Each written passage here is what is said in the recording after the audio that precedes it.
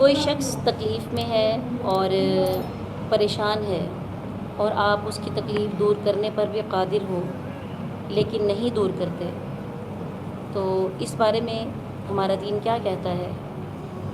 کہ وہ شخص مفسر ہو سکتا ہے، مبلغ ہو سکتا ہے،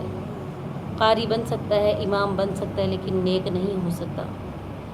کسی کو تکلیف میں دیکھنا اور پھر اس کی تکلیف کو دور نہ کرنا، انسانیت اور ہمارے ایمان کا یہ تقاضا کہ کوئی شخص کسی تکلیف میں ہے، کوئی بندہ مؤمن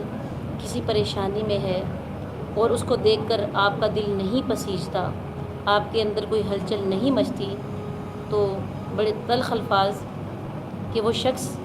سب کچھ ہو سکتا ہے، قاری ہو سکتا ہے، مؤذن ہو سکتا ہے، عالم دین ہو سکتا ہے، لیکن نیک نہیں ہو سکتا۔ تو نیک ہونے کے لیے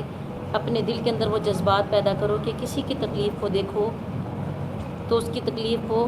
دور نہیں کر سکتے تو اس کو ہمدردی سے تسلیاں تو دے سکتے ہو نا۔ اگر کسی کی تکلیف دور کرنے پر قادر ہو تو رسول اللہ صلی اللہ علیہ وسلم نے ارشاد فرمایا کہ لوگوں کی خیر خواہی کرنا،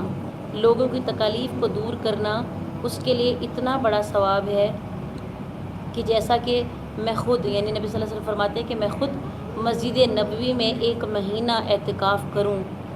جتنا ثواب ملے، اور اس سے کئی گنا بڑھ کر اس شخص کو ثواب ملے گا جو کسی مسلمان کی تکلیف کو دور کرتا ہے۔